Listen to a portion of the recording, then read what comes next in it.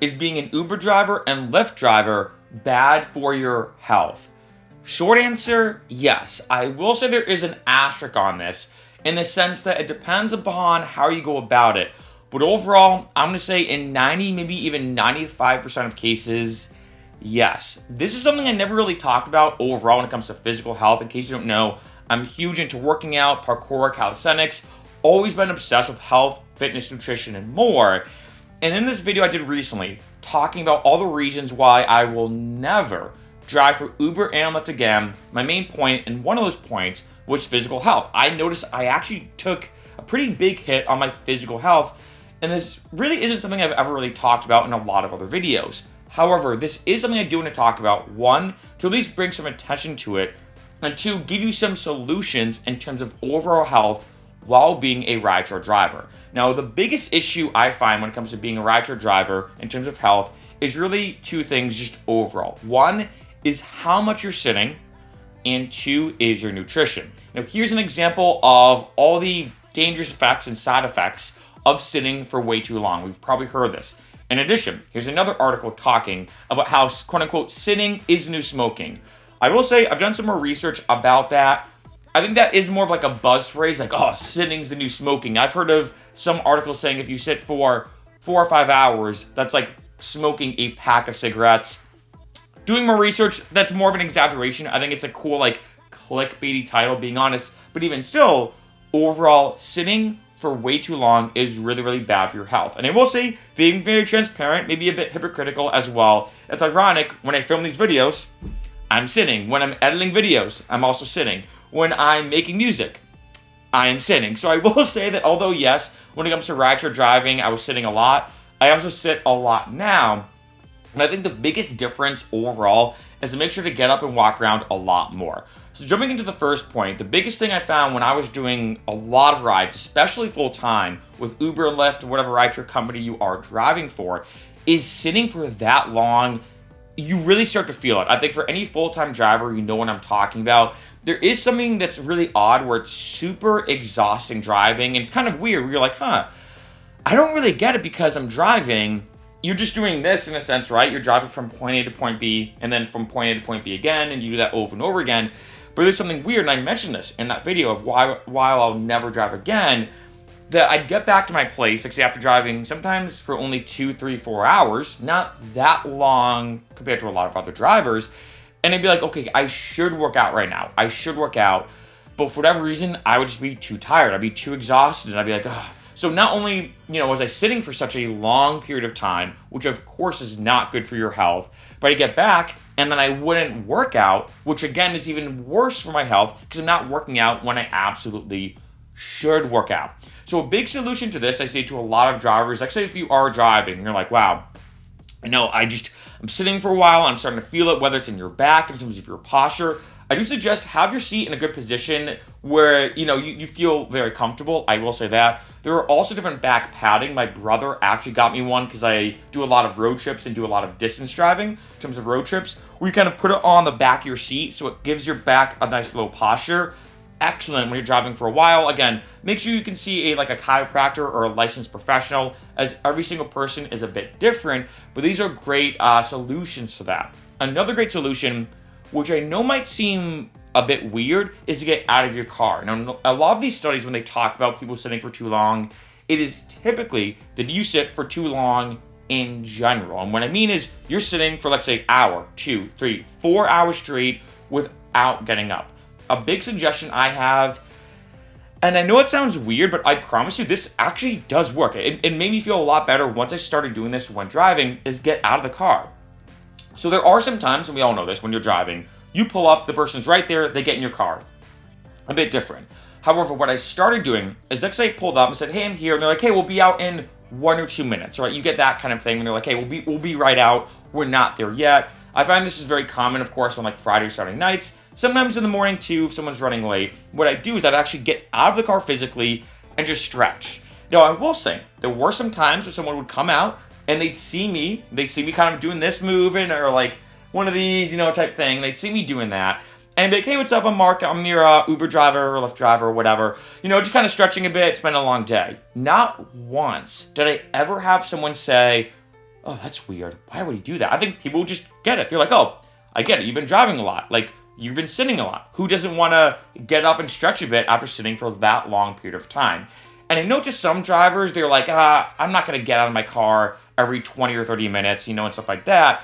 But a big thing, like I said, when it comes to all these studies about people sitting for way too long, is they did find that one huge way to mitigate all the negative effects was just to get up every 20 or 30 minutes. They found a lot that, for let's say people sitting for a long period of time, if you got up every 20 minutes for things like 3 to 5 minutes or whatever, it almost completely mitigated and, in a sense, canceled out all the negative effects of sitting. So this is a big thing, that the prolonged aspect of sitting, really, really bad for your health. So a big suggestion, like I said, just in general, is like say when you are driving, when you pull up to someone's place, if like say they're like, hey, we'll be out in a couple minutes, just maybe get out of the car, stretch, obviously be safe. If like say you're in a very trafficked area, like say on a main road or a busy road, of course be safe. But if you're in a residential area, not a bad idea to just get up and stretch. I promise you, it's not that weird at all.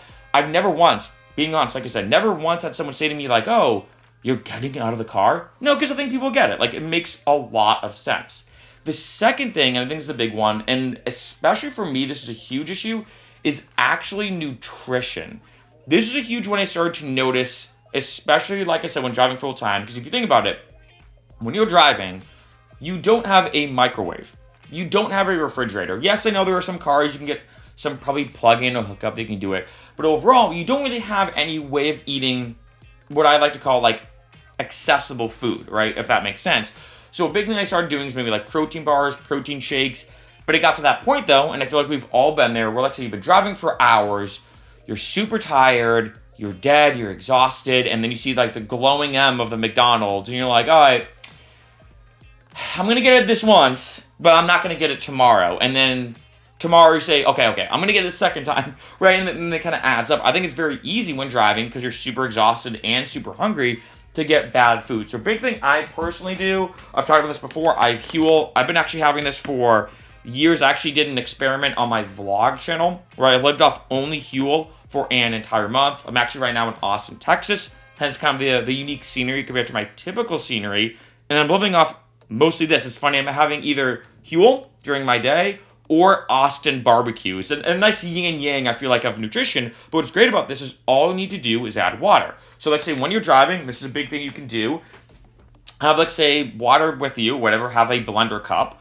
When, let's say, you reach that point where you're like, oh, I'm super hungry, you put a couple scoops of Huel in the blender cup with water, shake it up, chug it, you're good to go. Not only do you get a super healthy, super nutritionally complete meal, but then in addition, which is super helpful, you're also saving way less money. I think one serving of Huel is something like $2 and like 40 or 50 cents. Significantly cheaper than McDonald's or Burger King or Wendy's or whatever, and a lot healthier for you. So this is a big pro tip I have. I mean, however you want to do it as well.